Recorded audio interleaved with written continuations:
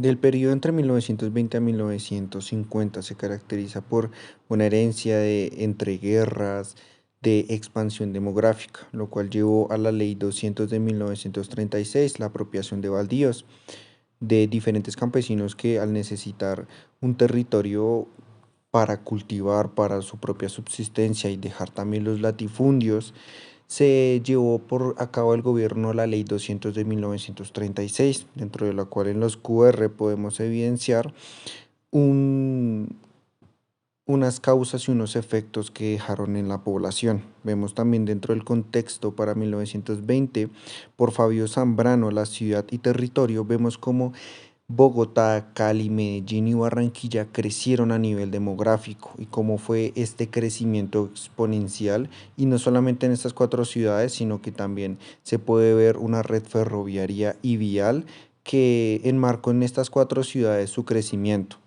Vemos que se le da importancia a estas cuatro ciudades por encima, incluso de otras aledañas, o simplemente se olvidaron algunas regiones como la Pacífica o el Amazonía o el Orinoco. Para la transformación del territorio nacional debemos tener presente los diferentes cultivos y áreas de especialización de diferentes territorios, al Huila y Cauca, por ejemplo, el cacao, la caña, el algodón y la ganadería, y algo que después llegó a marcar y hasta el día de hoy sigue siendo un objetivo importante, el petróleo y su explotación a nivel nacional. Bueno, continuando, vamos a hablar ahora de cómo estaban las regiones naturales de Colombia durante los siglos 1920 a 1950, teniendo en cuenta que Panamá en 1903 ya fue vendida, entonces nos vamos a centrar solo en estas regiones y adicionalmente el libro nos proponía las cinco regiones que son Caribe, Andina, Pacífica, Orinoquía y Amazonía. Nosotros decidimos investigar sobre cómo estaba la región insular en estos periodos de tiempo, ya que también fue muy relevante. Empezaremos con la región del Pacífico. En esta, más que todo, se hacía esa explotación al oro, que era su fuerte. Se estaban empezando a construir las primeras carreteras para la comunicación, eh, digamos, para llevar sus cultivos de un lugar a otro. Y también lo relevante es que Buenaventura pasa a ser un centro cafetero y como el principal centro, dejando a Barranquilla y a Cartagena a un lado. También la explotación a las maderas llega a ser muy relevante para ellos. También se hacía, el autor nos hablaba de una guerra por llegar al mar más rápido y también nos cuenta esto y ahí puse unas imágenes donde podemos ver algunas partes del contexto. Frente al contexto de la región Caribe, vemos que uno de los hechos más importantes fue la masacre de las bananeras.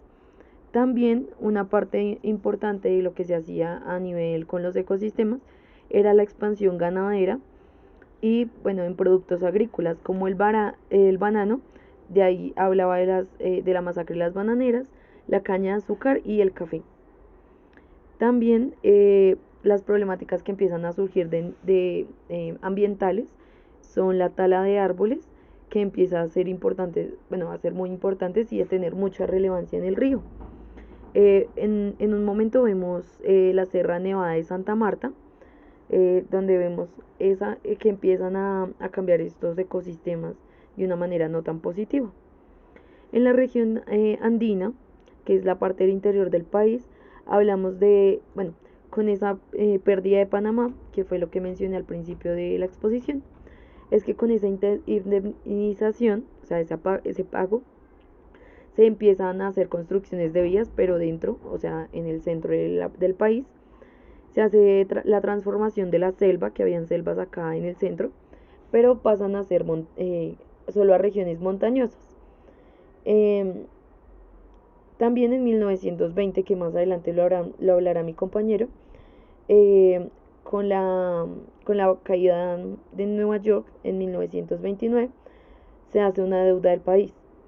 También otro tema muy relevante que empieza a hacer ecos, sino que hasta 1950 o 1960 hace más hincapié, es que se empieza a ver ese desplazamiento campesino a la ciudad.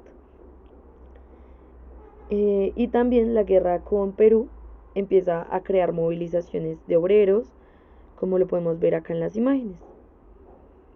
Y se empieza a ver también como esa violencia por la tierra, lo cual, lo que decía anteriormente, es esa ese desplazamiento campesino. En la región amazónica se empieza a ver esa colonización de la selva, de la parte de los japoneses, explotando el caucho. También por los holandeses y con la guerra del Perú, que fue en estos años, empiezan esos incentivos petroleros. También vemos que se empieza a generar desplazamiento y también se empiezan a tomar las leyes de tierras baldías y la construcción de carreteras, aunque esto fue muy mínimo. Todavía pues la Amazonía en ese tiempo estaba pues todavía no muy conocida, pero sí empieza a explotar de mucho el caucho y la madera por parte de asiáticos y holandeses. Frente a la región Orinoquía no hay mucha información. El autor nos cuenta que lo que pasa es que en este tiempo se empiezan a recuperar de esas guerras independentistas que fue todo el siglo XIX, y también se da el auge ahí de la ganadería y la colonización del piedemonte, que es lo que básicamente se empieza a colonizar en la Orinoquía frente a lo ambiental. Esto sería todo lo que vemos en las regiones y adicionalmente hablamos de la región insular. ¿Qué pasaba en la región insular en esa época? Eh, con la independencia, frente a la independencia en el siglo XIX, ellos siguieron siendo muy leales a la colonia española y demás. También en 1912 se independizan como un territorio, bueno, como un territorio como independiente, pero son un departamento de Colombia. No nos cuentan mucho sobre su parte ecológica ni cómo estaban los ecosistemas ahí, ya que era muy poco habitado estas islas. Solo nos cuentan que ellos seguían siendo leales a la colonia y que tuvieron su independencia a principios de 1912. Entonces, bueno, eso era todo sobre todo lo que eran los departamentos, como estaban a nivel ambiental. Muchas gracias. Buenos días, buenas tardes, buenas noches para todas las personas que están viendo este video desde diferentes horarios. Bueno, mi nombre es Santiago Morales y vamos a analizar ecosistemas y sociedad entre 1920 y 1950. Encontramos que la Tierra, según afirmaciones de Kalmanovitz, se encuentra que desde el espacio económico efectivamente conquistado en el país, la propiedad territorial ocupaba las tierras más salubres, cercanas a los centros urbanos y los valles y tierras planas. Además, encontramos que la tierra efectivamente ocupada, la mayor parte del territorio nacional, se encontraba titulado en el siglo XX. ¿Listo? También cabe recalcar que no era solo un tema de tierra, en el sentido de suelos productivos, sino que también se trataba mucho más de recursos naturales en general. Esa apropiación de yacimientos minerales, de maderas preciosas, de pieles o suelos, para que se puedan aprovechar al máximo, requiere de los trabajadores una capacidad de trabajo, porque pues ese es el principal recurso que se necesita para generar la riqueza. ¿Listo? Refiriéndonos aún al periodo de 1920, encontramos que se consolidaron unas tendencias, unas transformaciones, en las cuales se destacan la transformación cafetera de los climas medios y de sus ecosistemas, del bosque subandino, una urbanización creciente, un crecimiento sostenido de la población, una concentración de la propiedad, una violencia y una expansión paulatina de la red vial, en donde se encuentran episodios importantes, como lo es el inicio de la industrialización del país y en el trazado de vías transversales. Eh, También encontramos una ganadería continuada y una concentración de la propiedad.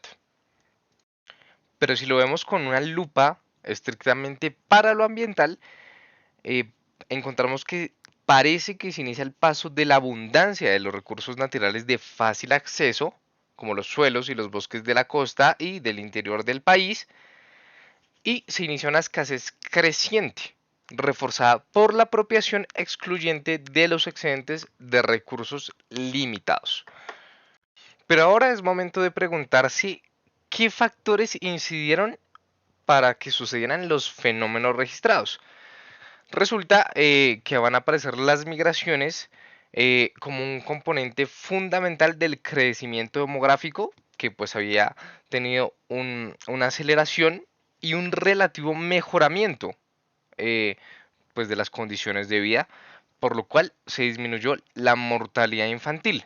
Para contrastar esto, encontramos que la población de 1918 era de 5.4 millones de habitantes, eh, en 1938 pasa a 8.6 millones y para 1951 salta a 11.1, mientras que para el 64 ya hay 18.3 millones. También encontramos que los analistas colombianos enfatizan la importancia de la violencia como un factor muy determinante de estas migraciones.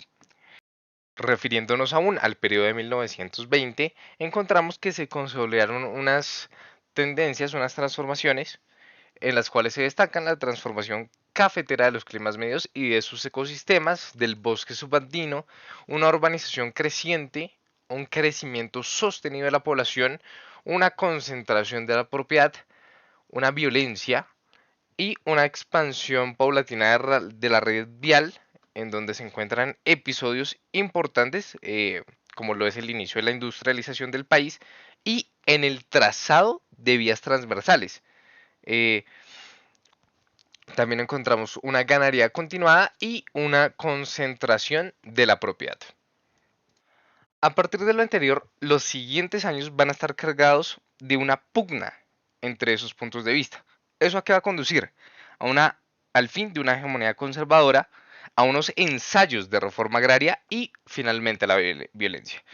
En estos episodios se concede significativa importancia a la Ley 200 de 1936, que se dice que se encadenó la disputa por la naturaleza. Entonces hubo una lucha por apropiación de recursos naturales y las tierras del país, pero sobre todo por la mano de obra necesaria para hacer productivos los suelos y extraer los recursos. Y por último, en los 40 la Segunda Guerra Mundial jugó un papel importantísimo porque hay una renovada demanda de caucho y de otros productos tropicales.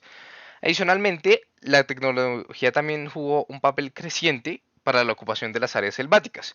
¿Por qué? Pues porque se proveía medios que facilitaban la ocupación de estas áreas remotas e inhóspitas, como la radio, las comunicaciones, los aviones, los motores fuera de borda, las motosierras, los antipalúdicos, antibióticos, entre otros.